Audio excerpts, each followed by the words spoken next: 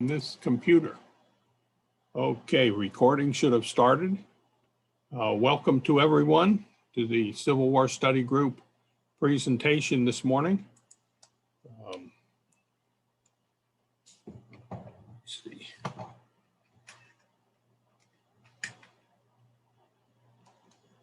And give you a little bit of housekeeping here. Charles will send out future activities, of course, as he normally does. I'm about to mute all attendees until the end of the presentation.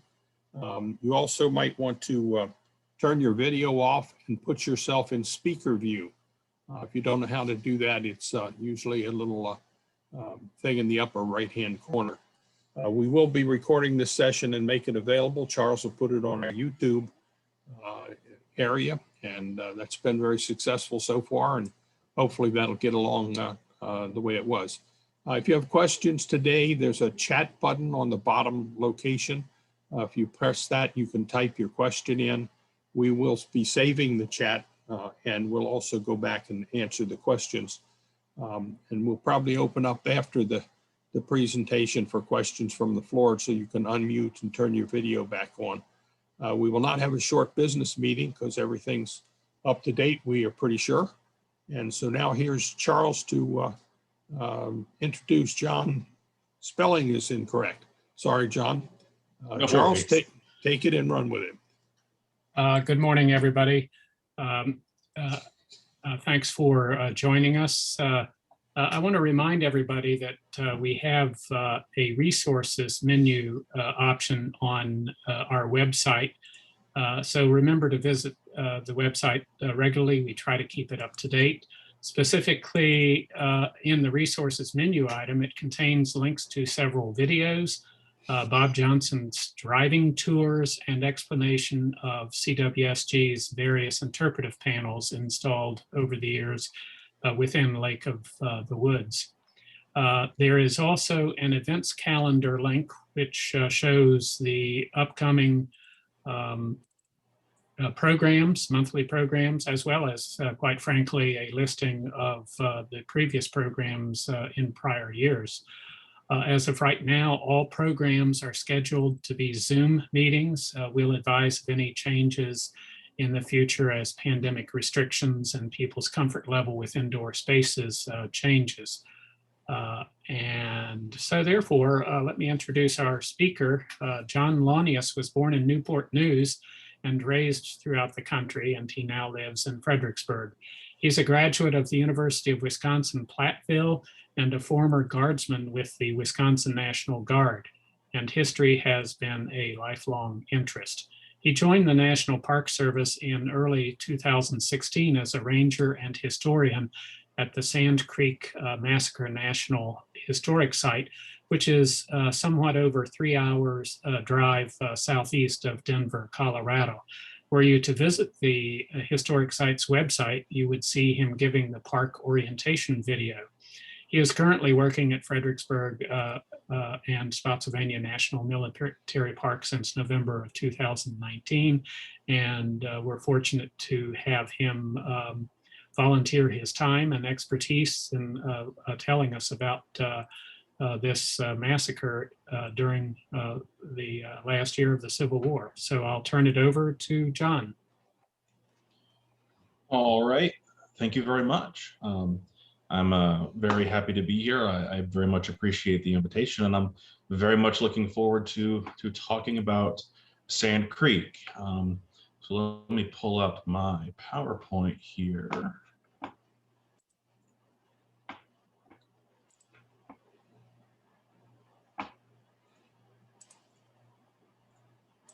Okay. So the Sand Creek Massacre. Maybe I should start a little bit by talking about the Sand Creek Massacre to a Civil War focused group to begin with. The Sand Creek Massacre obviously is an event that happens far to the west of most of what we think of being relevant to the Civil War. After all, we all know all the important things during the Civil War happened in Virginia. But the destiny of the American West is an intrinsic element of how the Civil War becomes a thing in the first place, and some of the actions that are taken during the war itself.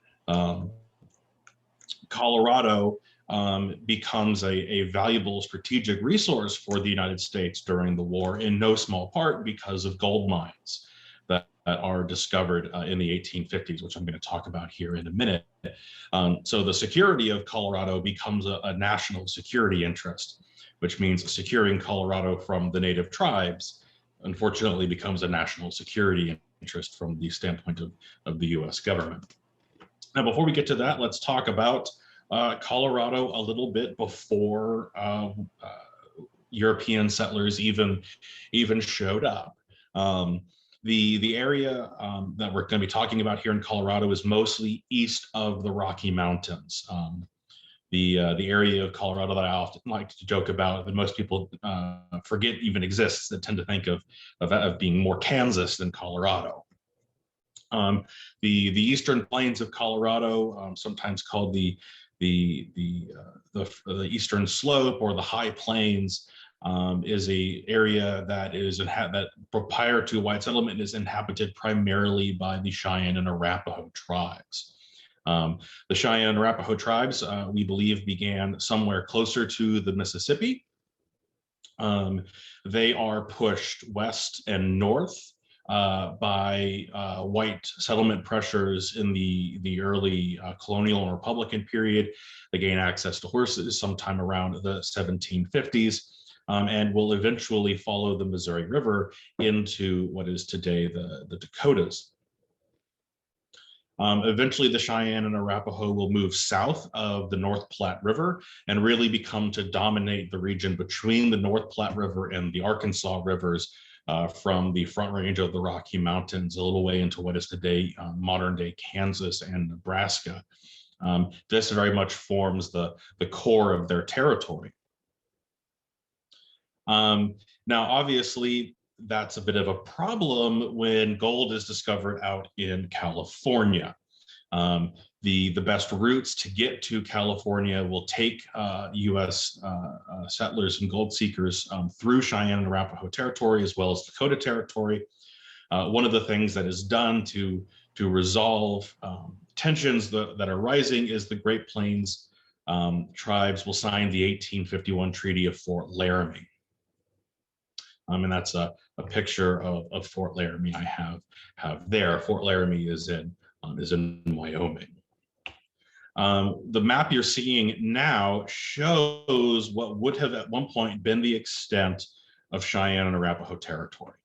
The red outline you see here is what was recognized as Cheyenne and Arapaho territory by the United States government in 1851.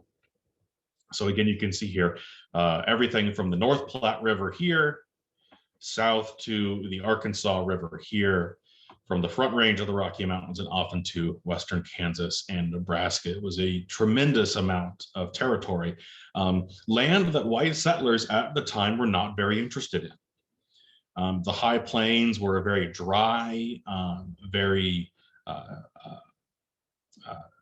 arid environment. Much of it actually at one point was known to most Americans as the Great American Desert.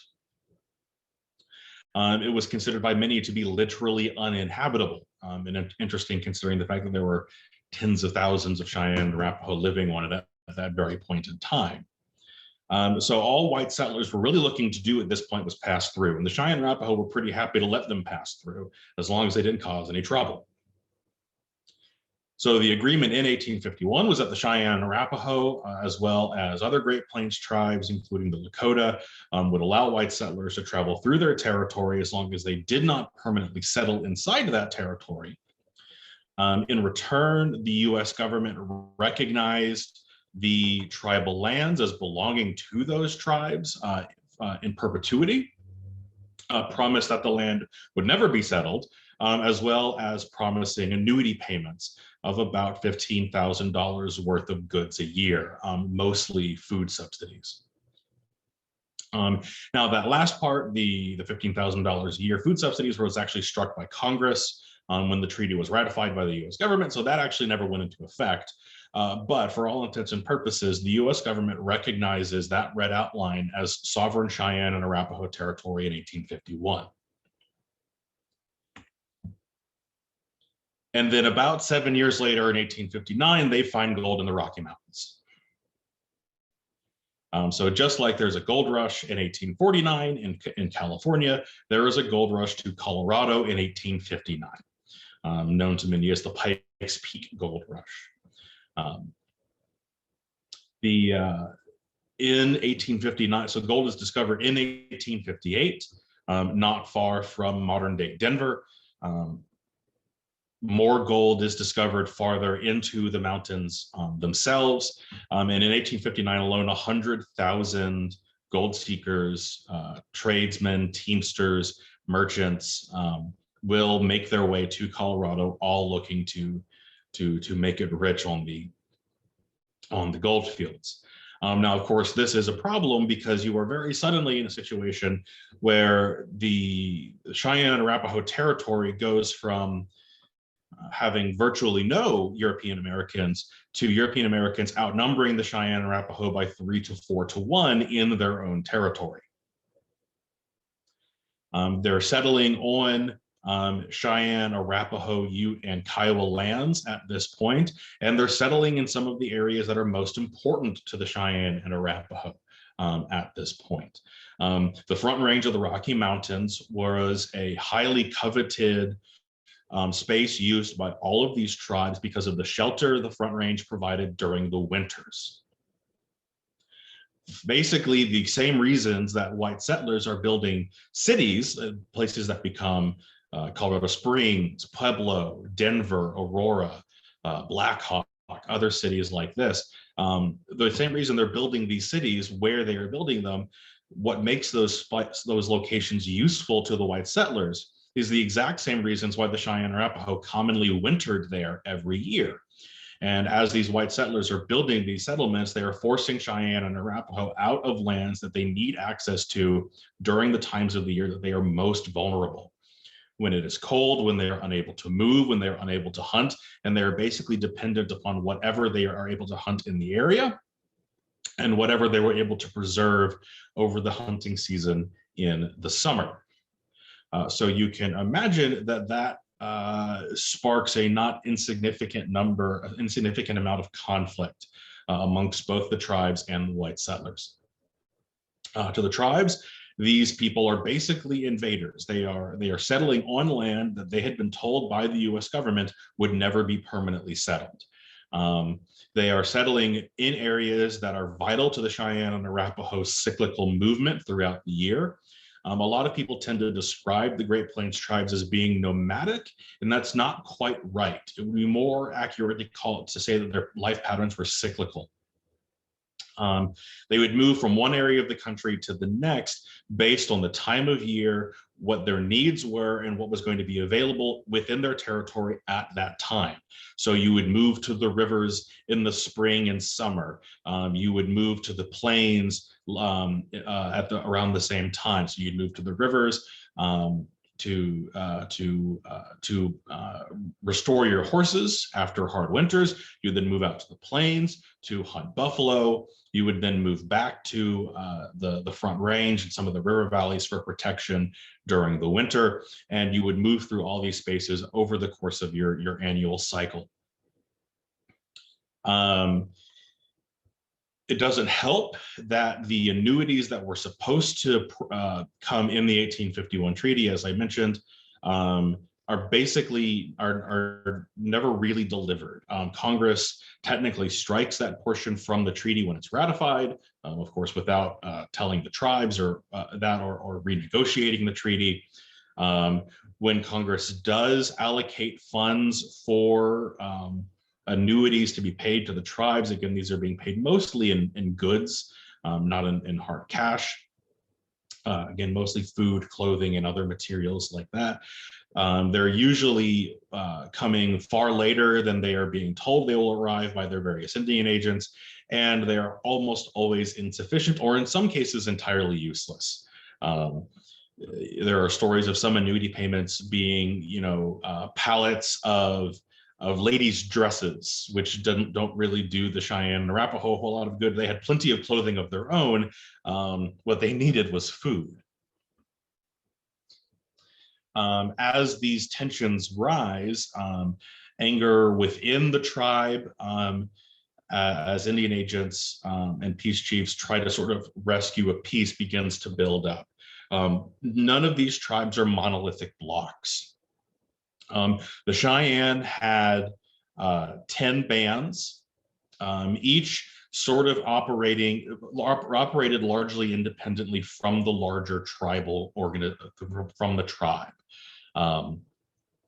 You can kind of think of it sort of like the federal system we have here in the US. The Cheyenne tribe is kind of like the US government, and the individual bands are kind of like individual states.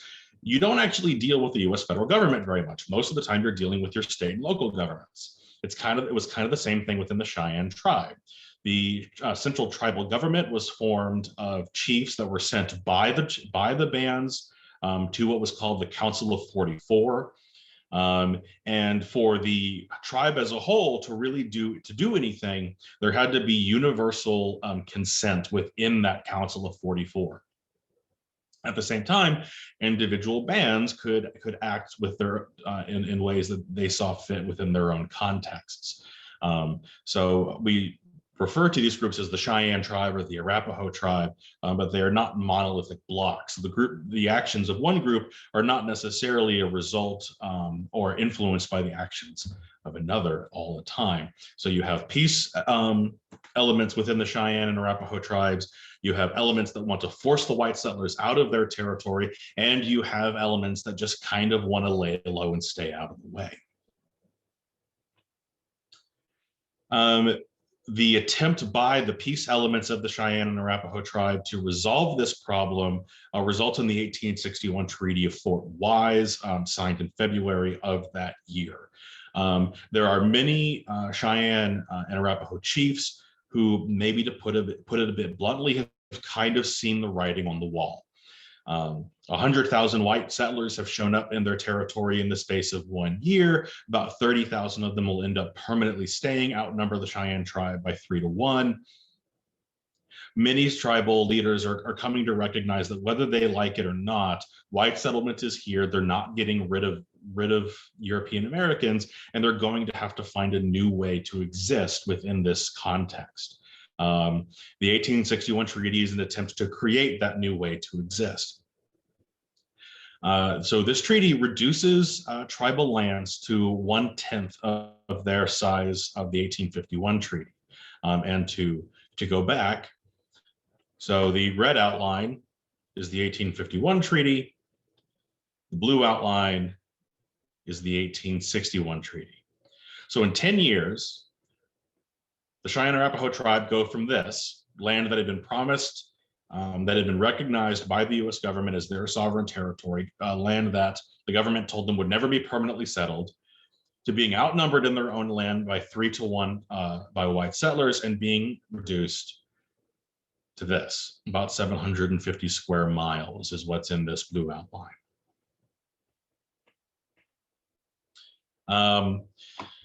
The idea of the 1861 Treaty is that individual tribal families would be allocated plots within that blue outline, and that the US government would provide subsistence, annuities, food to help them weather the storm, while they were trained by federal contractors how to farm and ranch. Basically, the promise was that the tribes had agreed to shift to a more European style of existence in return for land that would not be encroached upon a second time. Unfortunately, that same year, not too long after the treaty is signed in 1861, the Civil War starts. All of a sudden, the federal government has more important things to worry about than a relatively small treaty on the fringes of the Western frontier. That means most of the promises made to the tribes in the 1861 treaty are not kept. The annuities basically never show up. The annuities were supposed to be twice what was promised in the 1851 treaty from $15,000 to $30,000 worth of goods every year. They basically never arrive. When they do arrive, there's evidence that the Indian agent assigned to the Cheyenne and Arapaho is skimming off the top of the annuity goods and selling them for personal profit, often to the tribes themselves. The people who were supposed to train the Cheyenne and Arapaho how to farm never arrive. The land of the tribes, or the members of the tribe that had agreed to the treaty are forced to live in, actually forces them into closer contact with white settlers. If we'll go back to that map again, one of the primary routes that white settlers are taking into the territory is the Santa Fe Trail right here, which goes right through this new tribal territory. There is a spur of the Santa Fe Trail that ends up getting constructed and will take settlers from Bent's Fort to the Front Range and then north to Pikes Peak and Denver. Before the 1861 treaty, the Cheyenne and Arapaho in theory had all of this land to travel through, and it was not actually all that difficult for them to stay away from white settlers. But with them being forced into this area, most of this land is pretty barren, even by standards of the High Plains. That forces the Cheyenne and Arapaho in the treaty lands to largely exist along the riverbanks, where the land is more livable, which brings them into closer contact with white settlers and the diseases they bring with them.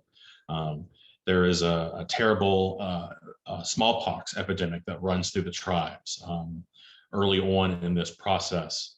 That kills a good number of the treaty bands.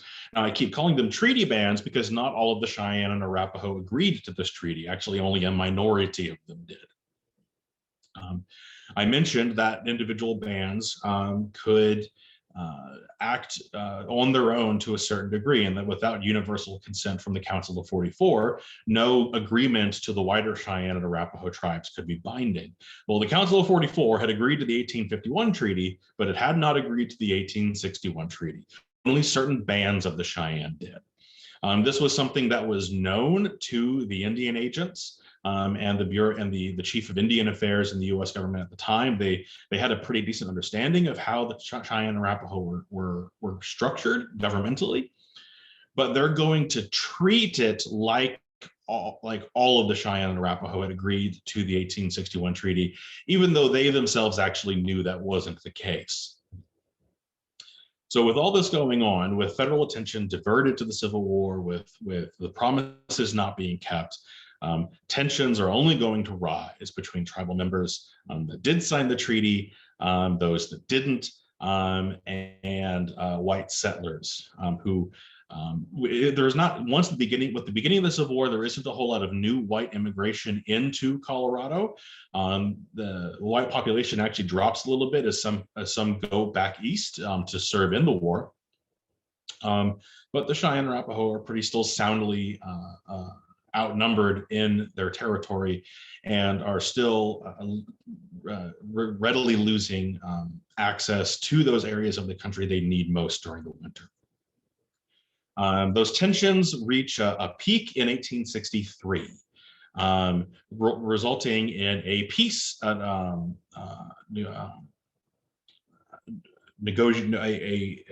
group of Cheyenne and Arapaho and Kiowa chiefs actually being brought to Washington, D.C. So this is actually a picture of that delegation in Washington, D.C. Some of you may recognize this woman right here. That's Mary Todd Lincoln.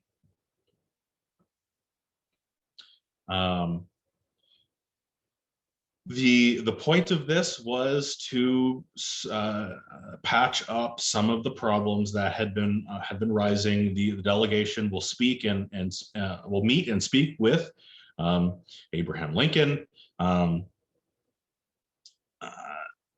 Ultimately, however, nothing much will come of this peace delegation. Things do settle down in the latter part of 1863 on the High Plains to a certain degree, but it's not going to be long before we hit 1864 and things begin to go very bad very quickly. In May of 1864, a prominent Cheyenne chief, Chief Lean Bear, is killed by U.S. troops in western Kansas. Now, this is particularly galling to the Cheyenne and Arapaho tribes because that's Lean Bear right there. He had been on this peace delegation in 1863. He had spoken personally with Abraham Lincoln, had told Abraham Lincoln that the Cheyenne and Arapaho tribes wanted no conflict with the United States. Well, in May of 1864, a rancher in the eastern part of Colorado along the Platte River will report to the U.S. Army in the area that Cheyenne had stolen some of his stock, specifically had stolen a mule. A group of U.S. troopers from the 1st Colorado U.S. Volunteer Cavalry, led by Lieutenant Ayers, will track a small group of Cheyenne into western Kansas, where they come across a hunting party of which Chief Lean Bear is a member. They will approach this hunting party. The tribe will tell the soldiers that they did not steal the mule. They found it and attempted to return it to the rancher. Tribal custom dictated that when one returned something that had been lost, that a gift was supposed to be given in gratitude. The rancher refused to give any said gift, thus breaking tribal custom, and so they kept the mule. It seems like this is going to end up being pretty much a non-event until the cavalry attempt to disarm the warriors. This is a big no-no in Cheyenne and Arapaho culture. You do not take a man's weapon. When the cavalry tried to forcefully disarm the tribal warriors, who at this point had not acted aggressively, at least according to their story, had not acted aggressively against the cavalrymen in any way, that is cause for aggression, for a fight. A running battle breaks out between this small group of cavalry and these tribal warriors, during which Chief Lean Bear is killed. During this event, another tribal chief, Chief Black Kettle, who is going to come back into the story here in a little bit, actually chases down the tribal warriors and convinces them to stop.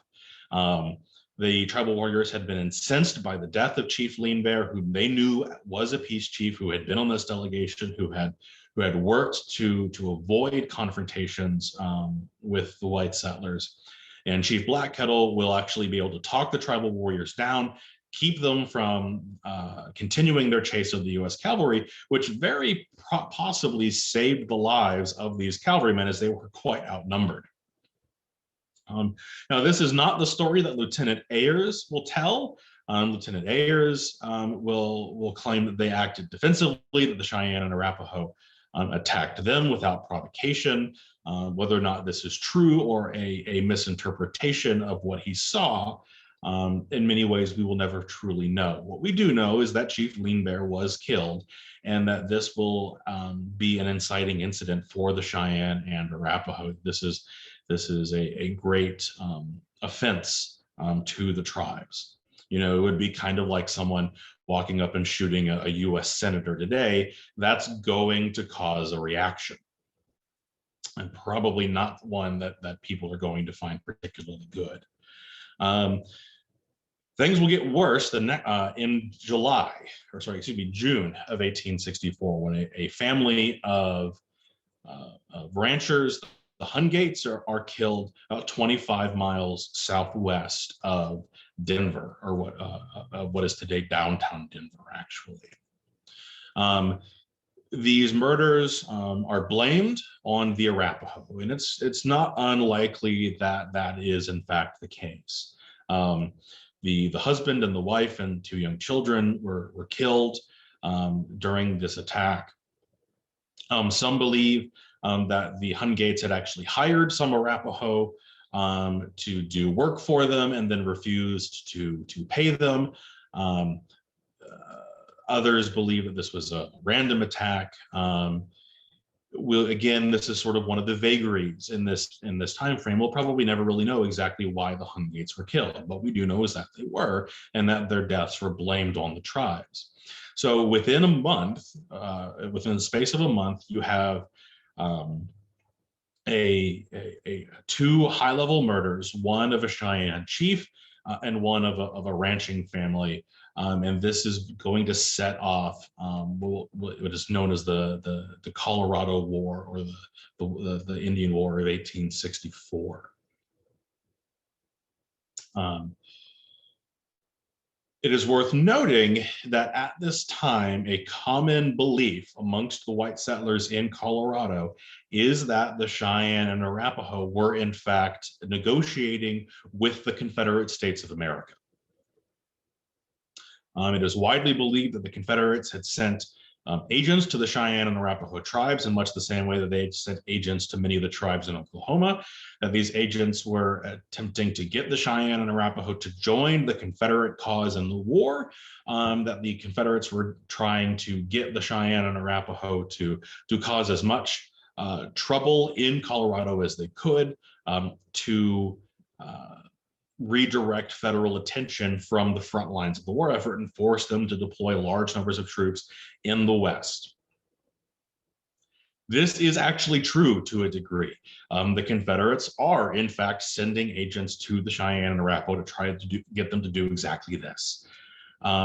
Where the white settlers are getting it wrong is that they are assuming they believe the Cheyenne and Arapaho are on board with it. And actually, with very few exceptions, they are not.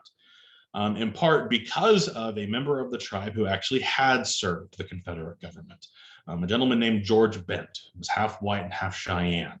He was living in Missouri when the war starts. He joins up with the Missouri State Guard at the beginning of the war. He serves in many of the early battles in the area, such as Pea Ridge, Wilson's Creek, and Corinth. He is captured after the Battle of Corinth and is returned to his father's custody, who at this point was actually selling beef to the Union government, to the US war effort.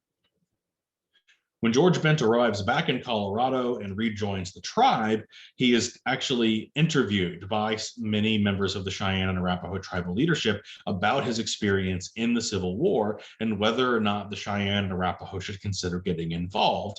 And George Bent's response was that they should absolutely stay as far away from it as possible.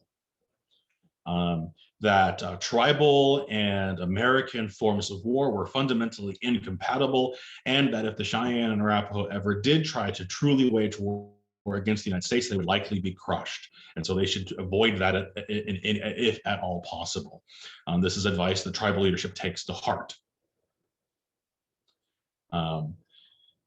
As things in 1864 escalate even further, a peace delegation of the Cheyenne and Arapaho tribe will reach out to the US government in an attempt to end the fighting before it really begins to spiral out of control.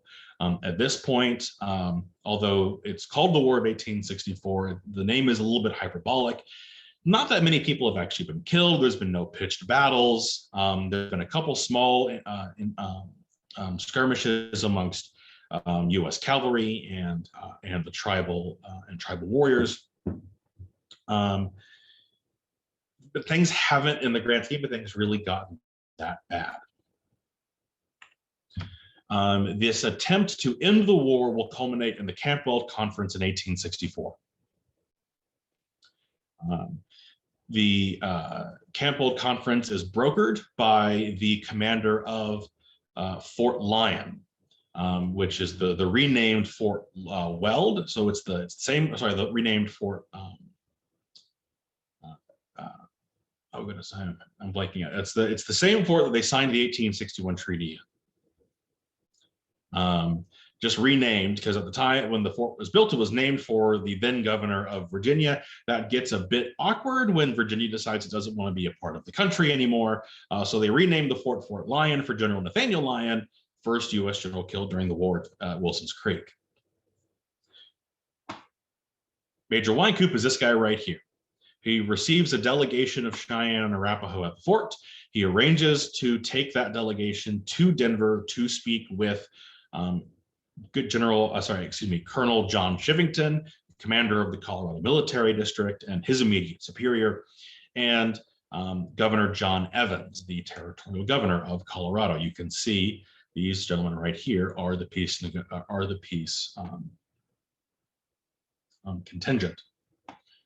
It is interesting, the reason they are doing this is because in July of 1864, Governor Evans had actually issued a proclamation saying that any members of the tribe who wished to be considered non-hostile could report to military forts, who would then be told where they could camp so that they would be left alone. It takes months for this message to fully permeate through the tribes and for them to decide to react on it. By that time, Evans had actually rescinded that message, declared all the Cheyenne and Arapaho universally hostile, and the U.S. military had declared that any Cheyenne and Arapaho approaching any military installation was to be shot on sight.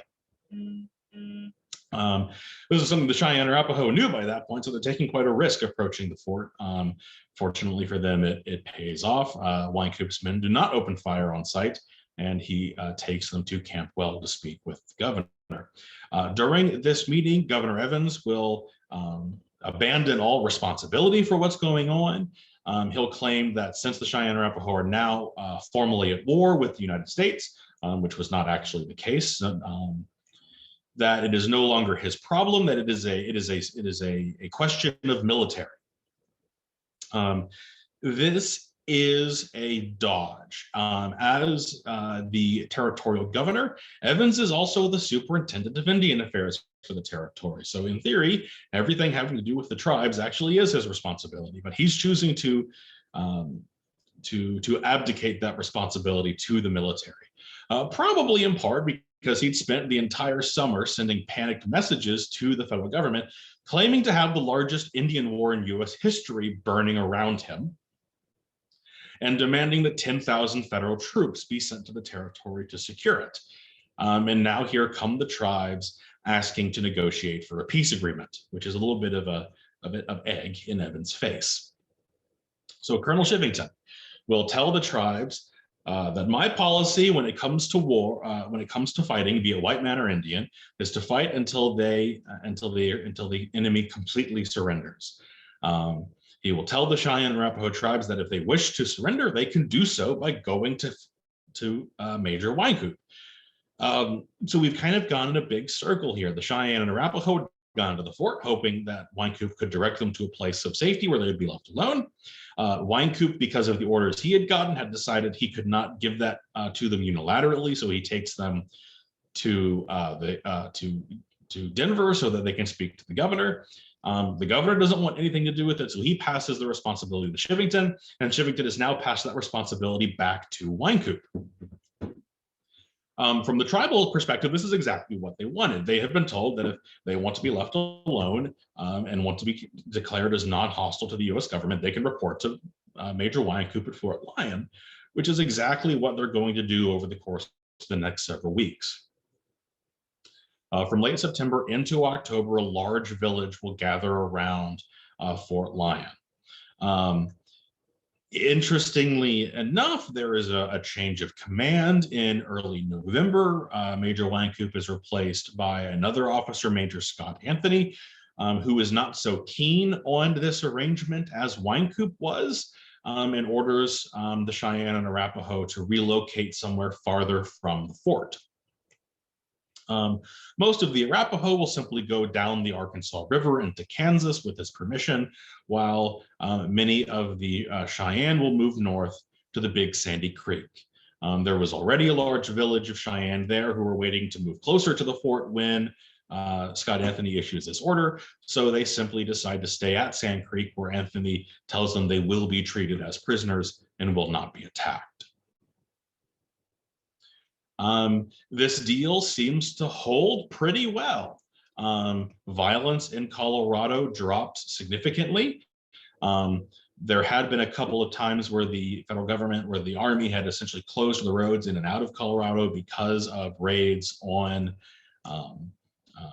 caravans moving down those routes. The roads will be reopened, the violence largely ends, and it looks like everything is going to work out just fine. That this will be a relatively small bump in the road. And then November 29th comes. See, it turns out Colonel Shivington had a bit of a problem. He had joined the Army as a major in 1861. He had been rapidly promoted from colonel, skipping the rank of lieutenant colonel in 1862. He was covetous of a brigadier general's star.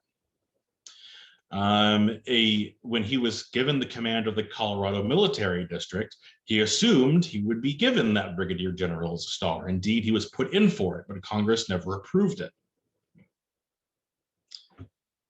And Chivington will spend basically the rest of the Civil War sitting out in Denver doing a whole lot of nothing, because there weren't that many problems in Colorado. There wasn't much to deal with. U.S. troops needed to be in Colorado in case a Confederate offensive up through New Mexico, which is what happened in 1862, is renewed, to secure gold shipments in and out of the territory from Confederate raiders, which did happen from time to time. So there had to be U.S. troops in Colorado, but there wasn't much for them to do most of the time, and it certainly wasn't very glamorous work. It wasn't the kind of stuff that got your name in the papers. Which is what Chivington had gotten kind of used to from his meteoric rise early in the war in 61 and 62. To make matters worse, in 64, there's a new officer coming to town, Brigadier General Connor, responsible for the Bear Creek Massacre in 1863 in Indiana, after which he was given his Brigadier General's star. And Chivington knows that anything that is done in Colorado from that point on the credit will go to General Connor and not to him. And that he will likely lose his chance of getting a Brigadier General's star. Doesn't help that Chivington's boss doesn't like him very much.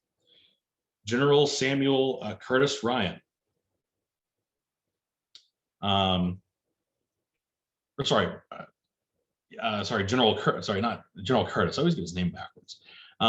Hero of Battle of Pea Ridge, the commander who wins the Battle of Pea Ridge for the U.S. forces there, didn't like Chivington very much because he didn't do his job very much. Chivington spent a lot of his time politicking, trying to get a position in the U.S. Senate under the assumption that Colorado would become a state in 1864.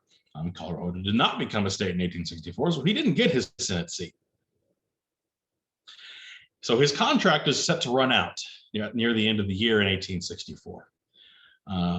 He sends a letter to Curtis asking if his contract will be renewed and he'll be retained in the Army. General Curtis doesn't even bother to respond. So Chivington has a problem. His contract in the Army is ending, and it's ending soon. What little time he does have left in the Army is about to be overshadowed by General Connor, a more famous commander. His attempts at gaining political power have largely failed. So what is he to do? Well, he maybe takes inspiration from General Connor, who gets his Brigadier General star by launching an anti-Indian expedition in Indiana.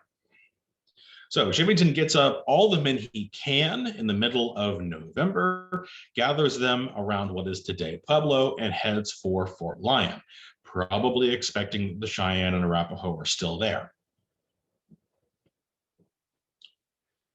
He will arrive at Fort Lyon to discover that Scott Anthony had sent them away, but that they're not that far away, just 40 miles to the northeast.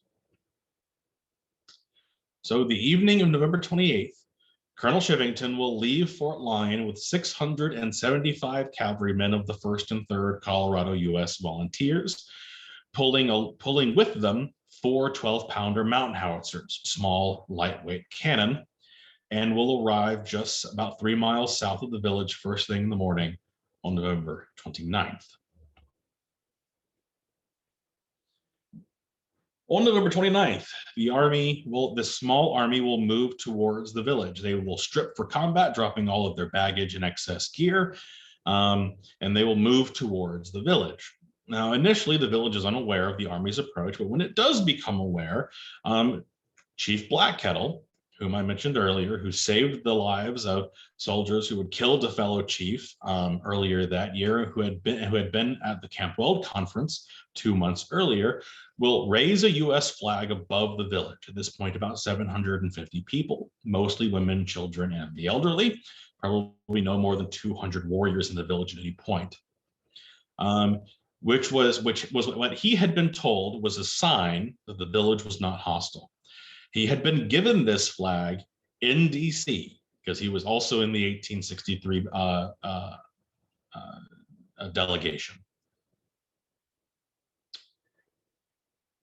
Unfortunately, elements of Shivington's force will begin to open fire on the Cheyenne and Arapaho village. Here's an artistic depiction of the attack. The tribal warriors will put up the best defense they can, but they are grossly outnumbered. Again, about 200 warriors at most, compared to 675 cavalrymen with 4 pieces of artillery. The women and children will run mostly to the north, trying to get away from the U.S. forces that are attacking them. One particular element of this story involves another Cheyenne chief, Chief White Antelope, who at the beginning of the attack runs out from the village, waving his hands, yelling at the soldiers that they were friends, that this was not a hostile village, perhaps assuming that this was some kind of mistake. When it becomes obvious that these soldiers had not made a mistake, or that if they had, they weren't going to be undoing it anytime soon, Chief White Antelope will cross his arms over his chest and begin to sing his death song until he is shot in the head. Over the course of the next 8 hours, the soldiers will largely roll over what little resistance was being made and will chase some of the Cheyenne and Arapaho as far as 10 miles. Now, you have to imagine that many of these people are waking up first thing in the morning. Imagine waking up first thing in the morning and running 10 miles in your pajamas while someone is chasing you with an axe. That is essentially what a lot of these people were doing.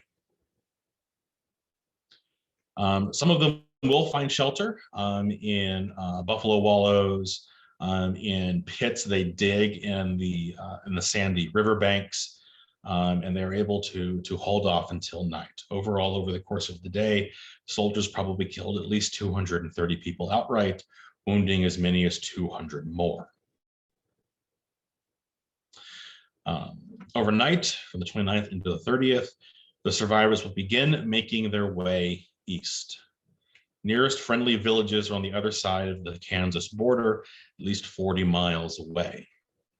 40 miles these people will have to cover with no horses, no food, no shelter, and many of them some of them no clothes, and maybe as many as half of them already wounded. Now, fortunately for them, a couple of members of the tribe do get out of the village very early, are able to get to horses and make for those friendly villages in Kansas. So help is on the way. They're gonna hit them about halfway. So the people only end up having to do about 20 miles before help arrives. But that's still a long way to go under the circumstances. The soldiers are gonna stay pretty much where the village was. They're going to camp there for 2 nights, from the 29th into the 1st, and then they'll leave December 2nd. During that time, they will execute many of the few survivors they find. There is one story in particular of soldiers spooking a Cheyenne child from his hiding place. As the child begins to run, the soldiers take turns seeing how many shots it will take them to kill the child.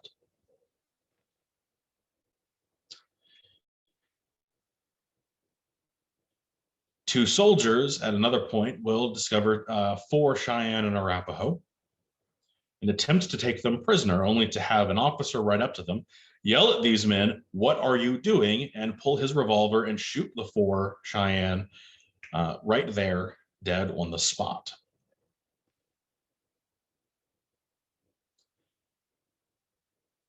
They will also mutilate many of the bodies. Now, the taking of scalps was actually relatively common, both by white and tribal people at this time. So that in itself wasn't necessarily unusual. What is unusual is the other mutilations that take place. The soldiers will take scalps. They're also going to take ears and noses and fingers. In some cases, entire limbs.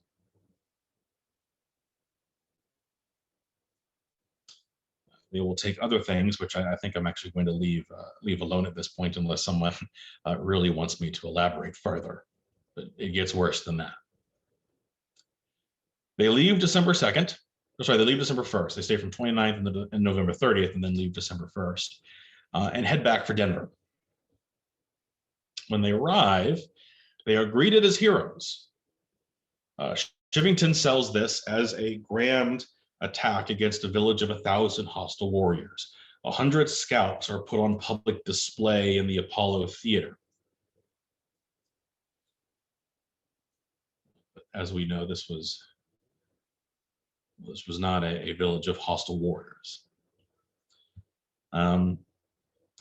Again, as I mentioned, of the 750 people in the village, about 230 we believe are killed outright.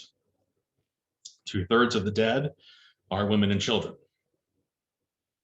14 of the 44 Cheyenne chiefs are killed, most of them peace advocates.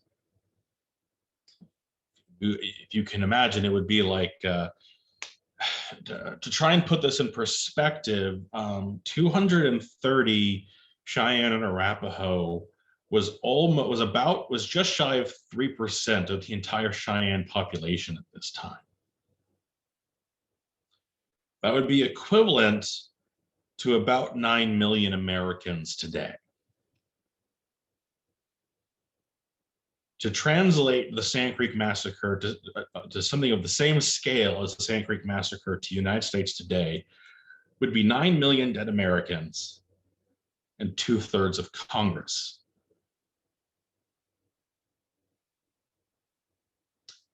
Of the 500 survivors, they will lose everything they own. The village is burned when the soldiers leave. They take the horses. There may have been as many as 1,000 horses at the village at the time, and as many as 200 of the initial survivors are wounded. And again, we have no way of knowing how many of those actually survived those wounds. Of the 675 soldiers who were present, 18 are ultimately killed. About 40 in total are wounded. It's worth noting that the regimental surgeon's report after the massacre notes that up to 50% of the wounds were consistent with the Army's own weaponry. So it's likely that many of those soldiers who were killed or wounded were actually killed by friendly fire, not even by the tribe's attempted resistance.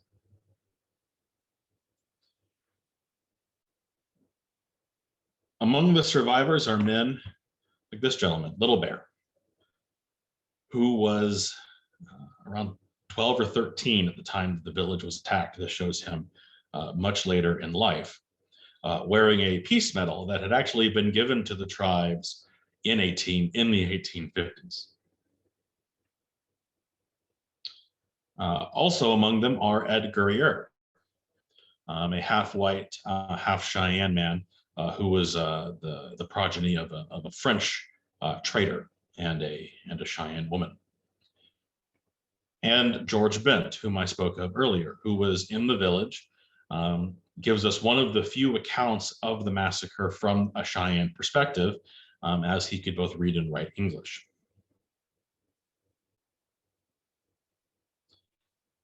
Now, as I mentioned, Chivington will claim this as a grand victory against the village of 1,000 hostile warriors, that he had ended the war by doing this, that he had saved Colorado for the white man.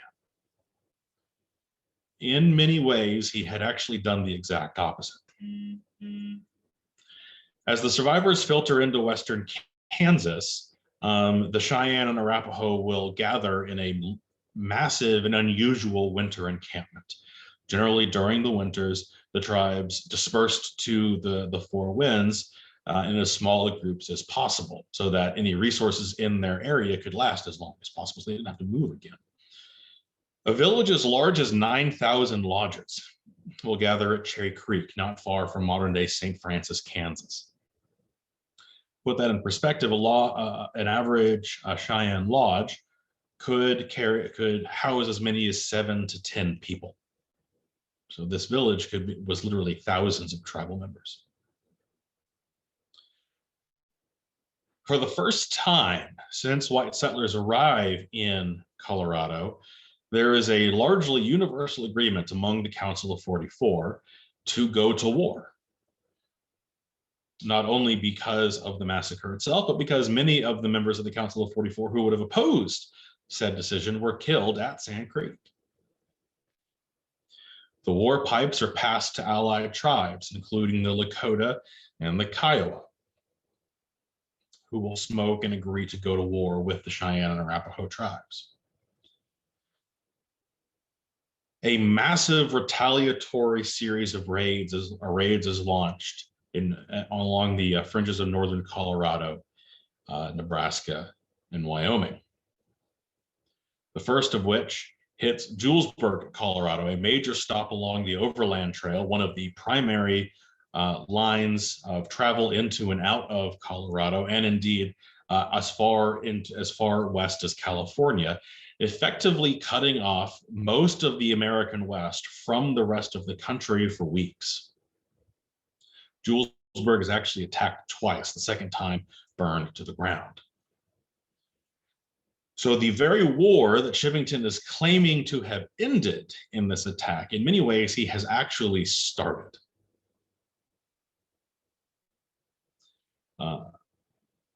Now, it is worth noting that not all of the soldiers present at Sand Creek chose to participate. Actually, as many as 125 never fire a shot. Two men in particular, Lieutenant Joe Kramer and Captain Silas Soule, will actually order their men to stand down. They will write letters to Major Wynkoop, describing what had happened at Sand Creek in no uncertain terms, letters that are delivered to General Curtis, who then begin the process of a formal investigation, because the report he gets from Colonel Chivington about what happened out here and the letters he gets from Major Wynkoop describing what happened at Sand Creek might as well have come from two entirely different universes. Ultimately, three entire full formal federal investigations are launched into Sand Creek. One by the U.S. Army, a formal military commission is formed. One by the Joint Committee on the Conduct of War, that famous and often frustrating committee of Congress raised specifically to investigate failures during the Civil War, and an entirely new commission known as the Warren Commission, whose formal title is rather long and along the lines of the Joint Commission of Congress for the Study of the U.S. Government's Treatment of Indian Peoples. All three of those investigations will actually formally declare this a massacre. The only time that this has ever happened in American history. I mean, at least as far as attacks by U.S. federal troops on native peoples of the continent are concerned anyway. Now, unfortunately, Silas Soule will be murdered in Denver in April of 1865. Many believe he is actually killed in retaliation for his testimony against Colonel Chivington's version of events. Colonel Chivington remained a folk hero in Colorado for decades after Sand Creek. Now, October of 1865, a formal apology is given to the Cheyenne and Arapaho tribes as part of the Treaty of the Little Arkansas. Little Arkansas promised a new, larger reservation in Oklahoma and reparations to be paid to the families and survivors of victims of the Sand Creek Massacre.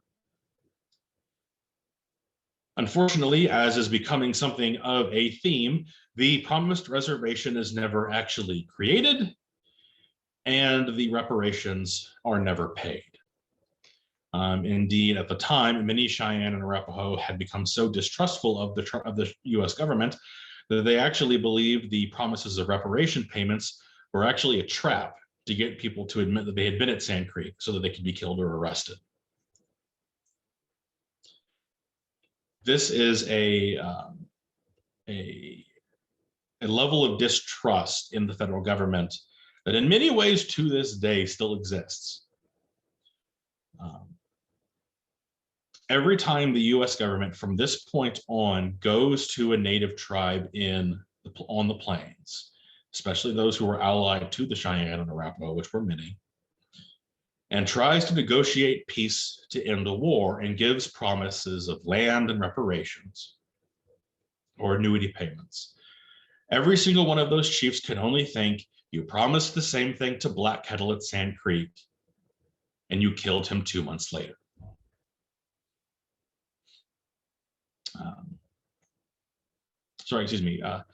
Or attacked him 2 months later. Black Kettle will be killed by the U.S. Army, but that happens in 1868, 4 years later in Oklahoma. In many ways, this left the Cheyenne and Arapaho in an untenable situation. They really only had 3 options left. After Sand Creek, they could try to trust the government again and hope that the government would actually do what it said it was going to do, which at this point, it did not have a good track record of actually doing. They could try to run and just stay out of the way, but in many ways, that is what the tribes had, many of the Cheyenne and Arapaho had tried to do in 1864, and that didn't really work either. So if they couldn't trust the government not to attack them, and if they didn't think they could stay out of the way, well, for many of them, it seemed like the only option left was to fight back for as long and as hard as possible. And if it meant they were going to die, at least they were going to die Cheyenne.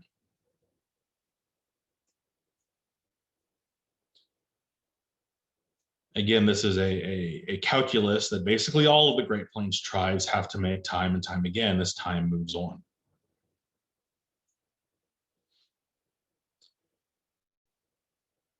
Today, the Sand Creek Massacre site is protected by the National Park Service as a part of the Sand Creek Massacre National Historic Site. By law, by the enabling legislation of the park, it has to be managed in cooperation with the Cheyenne and Arapaho tribes, or in consultation with them. Today, the park pulls between anywhere and 5,000 and 6,000 visitors. This slide is a little bit outdated. It was made shortly after the 150th anniversary, which had a big bump in visitation, but it has dropped back down a bit since then. Considering how far in the middle of nowhere it is, those are actually pretty good numbers, though.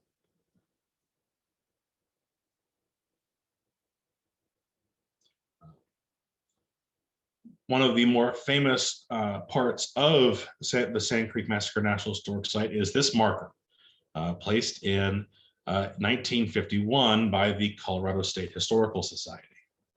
Now, you will note that on it, it calls this the Sand Creek Battleground, which in Colorado into the 1950s was still how this was seen by many. Many still believed Sand Creek to be a justified attack against a village of hostile warriors responsible for the murder and mutilation of white settlers. Despite that, that misnomer, the marker itself has become a fixture point for the placement of offerings by members of the tribe and visitors generally, as you can see in this picture here. The marker is on top of a hill, which the park today calls Monument Hill, which overlooks the actual massacre site itself.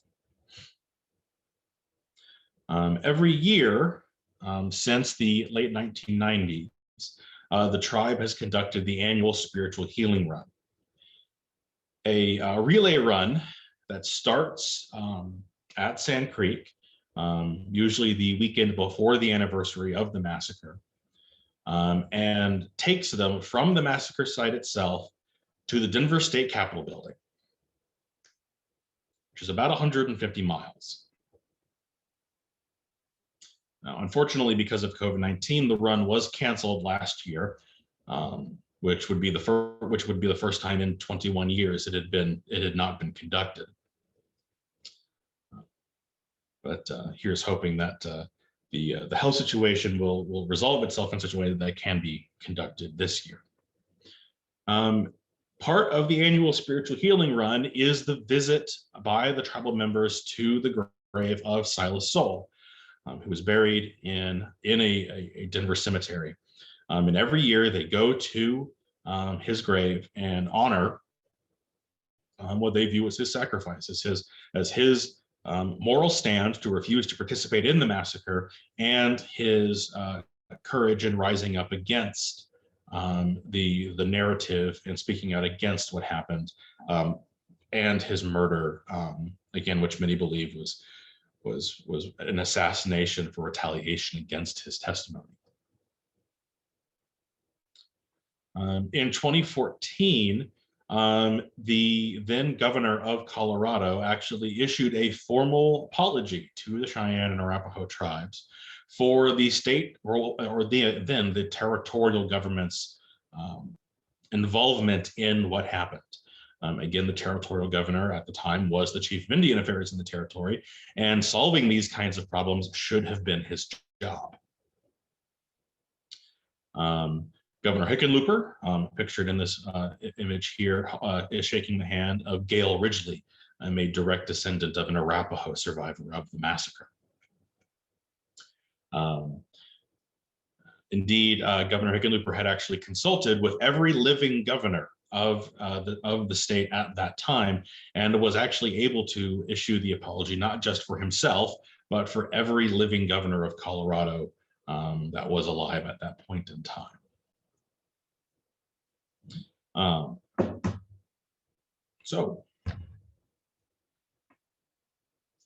don't know if there are any questions I can answer, but I am certainly more than happy to do so if anyone has any. Okay, it's time to open yourself up and see if you have questions. If you want to stay muted, you can press the space bar and you will be able to talk. Do we have any questions?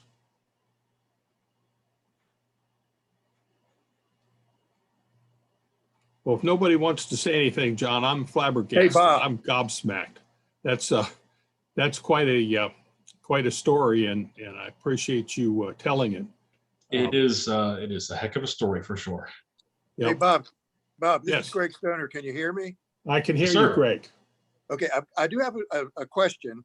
With the talk of reparations being explored today, are these reparations going to include this particular story and any Native Americans that you know of? So there have been ongoing, at least last I was familiar, there was some ongoing litigation to attempt to force the U.S. government to pay the promised reparations from the 1865 treaty, which would have been monetary primarily. I believe most of the talk with reparations that tends to come up today has more to do with African Americans and reparations for slavery, but reparations for broken treaties or reparations for that were promised in treaties and then never delivered is a constant topic in circles when you deal with Native American history. So I'm not sure exactly what the status of that litigation is right now, but it is something that has always been a priority has been a priority for some time for the Cheyenne and Arapaho tribes to try and get some form of the promised reparations from 1865 delivered. Thank you.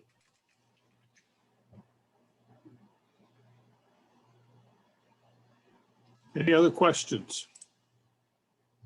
I don't have a question. I just want to comment on the excellent presentation that you gave, John.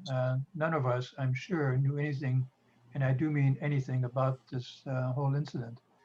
So we all learned an awful lot in the last hour or so, and I want to express my appreciation on behalf of the Civil War Study Group for this outstanding presentation. Thank you.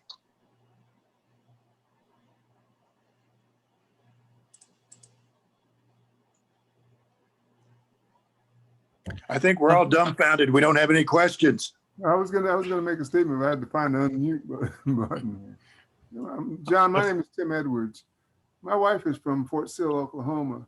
Ah, We've had occasion to go and look and actually tour some of the reservations out there and some of the trading posts that still exist outside of Oklahoma, outside of Fort Sill. And I noticed one of our visits up there that there still seems to be some sort of funding or supplying of the Native Americans there with equipment, clothes, and these giant skids, and they put all the stuff in there and they deliver it. Is that still going on? in some cases, yes. It depends on the specific governmental agreements, and it's tribe by tribe. I'm not aware of any of that currently going on with the modern Cheyenne and Arapaho tribes. So the modern Cheyenne and Arapaho were split between three tribal governments, excuse me. So there's 4 modern day tribes that are split between 3 modern day tribal governments. So one of them is the Cheyenne and Arapaho tribes, which are in Oklahoma, in Western Oklahoma. They do not have a reservation. Their reservation was parceled out and sold up by the Dawes Act in the 1880s. Then there is the Northern Cheyenne on the Wind River, on the Wind share reservation with the excuse me. There's the Northern Arapaho share the Wind River reservation with the they share a reservation with someone. I'm forgetting the tribe, and then the Northern the Northern Cheyenne, who have the Lame Deer Reservation in Montana. So those reservations might be still receiving some federal support. I am not entirely sure, however. It struck me as strange then, and hearing your presentation, and I've heard similar presentations several times, and it breaks my heart every time I hear it. So, thank you. My pleasure. Well, John, I'd like to officially welcome you to the area of Battle of the Wilderness as part of the Fredericksburg Spotsylvania National Military Park. We look forward to many more presentations by you, and it looks like I don't know how John Hennessy got you, but I'm glad he did. So we're looking forward to working with you. If you look at the Civil War Study Group webpage, you'll see we've been pretty active out here writing papers and drawing maps and so forth. Glad to discuss those with you at any time. Wonderful. So thank you all very much, and God bless and enjoy your weekend.